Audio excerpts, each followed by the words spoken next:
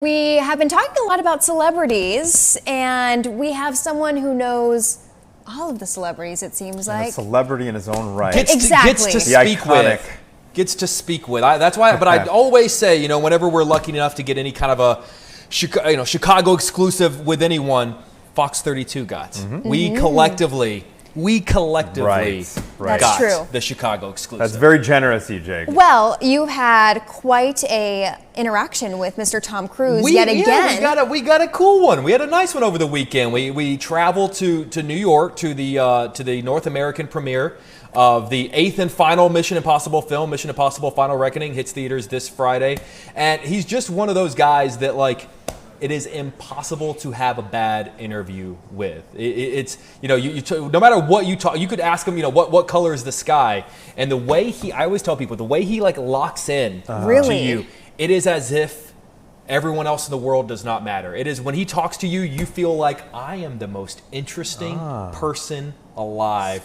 And then he goes and talks to the next person, and he looks at them the same way, and you realize, that's just how he looks at people. But for about 5 minutes, I thought, you're the man. I'm the man. How many times have you interviewed Tom Cruise over the years? I was doing a count a little bit earlier. I think I'm approaching 11 or 12. So over the course of about 20 years, coming up on 20 years. So and obviously every interview with celebrity is different. But do you find that at least a handful of them are the same way as Tom Cruise, where they kind of actually engage with you?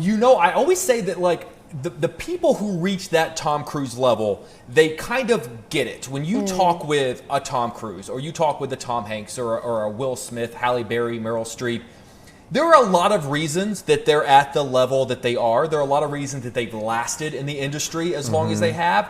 But one of them is that they know how to do this. Yeah. I always tell people the celebrity interviews you have to worry about are not the A-list star. They're not the Tom Cruises.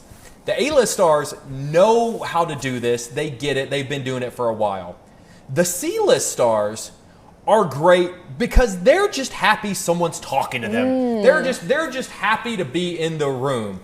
I always say, and I'm not going to give any names, the ones you got to worry about are that B level because there's this perception of I've kind of made it.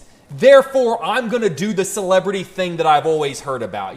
It's so funny, here in Fox 32 Studios, we've had a lot of celebrities come in. And Tom Hanks came in one time, and I think maybe had one handler, and it's because the studio insisted, someone should go with you. And then we've had, Disney stars, from Disney movies roll in 30 people deep, and you're just what do you need an entourage for? That is no funny. one knows you on the street. Exactly. You don't need an entourage. Ryan Gosling came in studio and hardly had anybody with him. Yeah, 2 people with him. A musician comes in that had a hit single 35 years ago, and they're coming in with a backup assistant to their makeup artist, and you're just okay, so to answer your Tom Cruise is very much like one of those guys where he's been doing. Keep in mind, he has been famous for as long as we've been alive. Yeah. He was a child star. Going all the way back to the Outsiders. The Outsiders. He did. And then Risky Business, which brought him here to Chicago, and so for 40 years he's kind of got it down to for him it's kind of like riding a bike. And he's not just acting; he's doing it all. He is, and and that's one of the things that that I really wanted to focus on. Because obviously the headline with these mission movies, it's the stunts, right? These death-defying stunts. I really don't mean to make a joke when I say this, but after 8 of these movies and everything he does, it's amazing he's alive when you look at some of these things. But one of the things that I talked to him about on Sunday was, there's this great sequence in this final film where he's hanging from a biplane. There's a second one flying, and he's got to crawl up on the first plane and jump to the second plane while they're flying, right?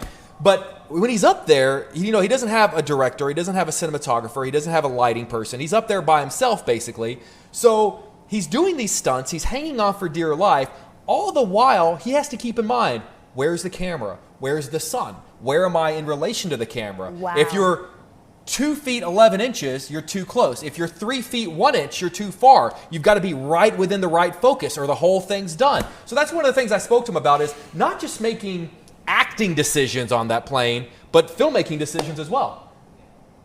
I want to flash forward to this sequence right behind me, because something that I feel like you don't get enough credit for is, yeah, in that moment, you are Ethan Hunt, you're an actor, but when you're up there, you're on your own. You basically have to be the director, you have to be the cinematographer, you have to think about where you are in the frame. Can you sort of walk me through the different decisions you have to make when you're up in the air, not just as an actor, but from a filmmaking perspective as well? Always when you're doing these things, because I fly airplanes, I fly aerobatics, I fly jets, I fly helicopters. When you see the framing of things, we set the camera, but I'm framing it. Now, you have to understand, I'm a pilot, I'm on the wing, so I have to be aware of the molecules going over the wing, watching to make sure that the aircraft, that it doesn't stall.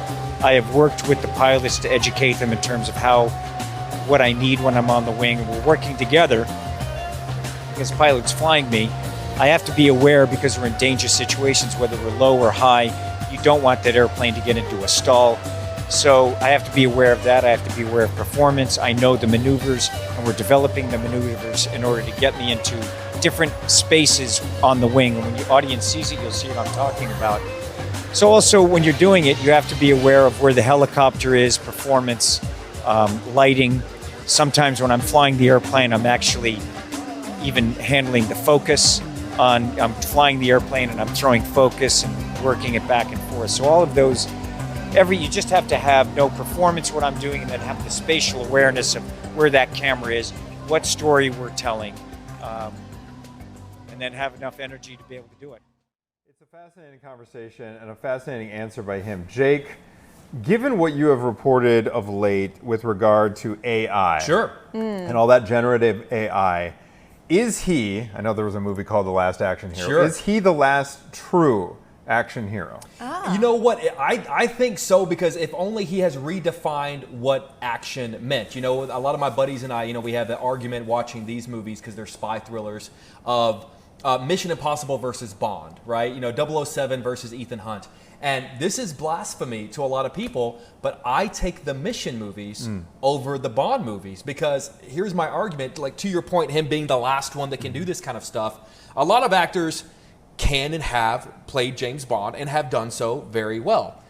No one else is going to ever play Ethan Hunt, because no one else is going to be willing to do what he's doing. He is the last, sort of hero of this kind on the big screen. So if this truly is the last Mission Impossible, which he's saying it is, then it's done. It's not to say that there won't be other actors who step in and do their own stunts. Keep in mind, we had Jackie Chan for years, right, who kind of really was on the forefront of doing your own stunts. And thank God we're finally about to get an Academy Award category at the Oscars for the stunt category, for the 100th Academy Awards in a couple of years. I love that they waited after these were done. Yeah, exactly. Yeah. So any actors or actresses to kind of keep an eye on with this? Because I could see a lot of people going the route of, hey, if it's between risking my life and going with the AI green screen kind of thing, I'm of course gonna, especially got kids. Who are we keeping our eye on to kind of any female take the actors? baton? Everyone kind of pales in comparison. Now, there's a movie coming out that is a John Wick spinoff called Ballerina.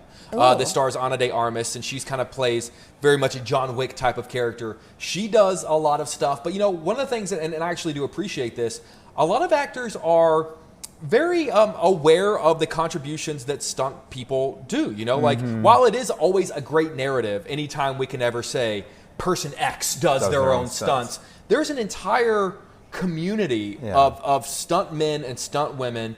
It is their livelihood, it is their profession, and they are quite literally risking their lives for our entertainment. So while it is great that, anytime an actor wants to step up, most actors will be the first to say, listen, I am happy to hear cut and step out and let someone else take the punch. Keanu Reeves always talks about, listen, I fight, they do the stunt. It's easy to take the swing. It's a little bit harder to take the punch. Sometimes I'm like watching a Western movie and they're galloping on a horse. I'm like, I've never even done that. Sure. No, I've never I even know there are things that full tilt. Like, does that hurt? Like, I don't know how to get on a, it's remarkable what folks are doing. You know what's so funny, Jake? I have never really been that into like knowing celebrities, knowing actors or actresses. Sure. But now, like my friends I'll talk with my friends and they'll be like, Gabby, how'd you know that? And I'm like, wait a second. I know how I know that. It's because I'm listening to Jake Hamilton. Well, the amount of knowledge that I don't have because of the background movie knowledge and celebrity knowledge knowledge I have. Trust me, it all balances out. But it's not even that you're talking to them. You're also getting like doing some PDA in public too. Well, it's we do. PDA, Jack Black, and who was the person with? Yeah, we had a man sandwich with Jack Black. But you guys know I'm a hugger. Oh, yeah. I love everybody, and I want everyone to know I love them. I'm a respectful hugger because I know not everybody likes to be hugged.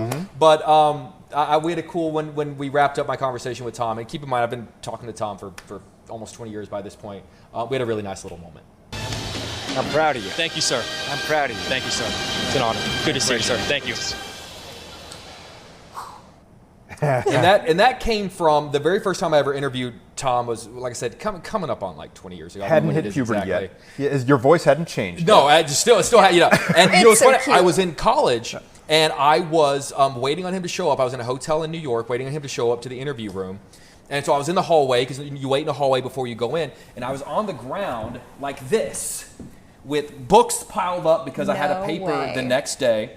And I was writing a paper. He was in a historical film called Valkyrie. And I was writing a paper comparing Valkyrie to what happened in real life. So I was doing this, and I was going through here, just kind of thinking, okay, I've got a flight in 4 hours. Right. So, and then all of a sudden, he walks by. Everyone kind of, frenzy. And he walks by and sees a kid with college. That's so and so funny. he asked, like, what are you doing? And I said, oh, well, Mr. Cruz, I have an interview coming up with you. And basically said, I was given an assignment to write a paper about the comparison between a movie historical event and what happened in real life. And since I'm talking to you for this movie, I thought I'd write about this. And so rather than, of course, he's surrounded, okay, Tom, we got to go. Tom, he goes, and he sat down next to me and said, well, okay. He would look at my paper and go, no, that's not right. Come over and go, that's right, And so I ended up, that was my first sort of interaction with him. And so every once in a while, I've got another interview somewhere down, on tape where he sort of goes, "What'd you ever get on that paper?" He remembered. I mean, that's a hard situation to forget. I'm glad that he recognized you. So so I think just because he knew my first interview with him was whenever I was in college. I'm 84,000 years old now, and so that's where that nice little moment. Fascinating, at the end Jake. Thank you. Thanks for coming up. Thanks, Taking guys. time Love for you guys. Chicago Now. This is awesome. Come back anytime. This whole production, you guys do an amazing job. Thank you. We have some people behind the scenes that make it happen. Every once in a while. All right.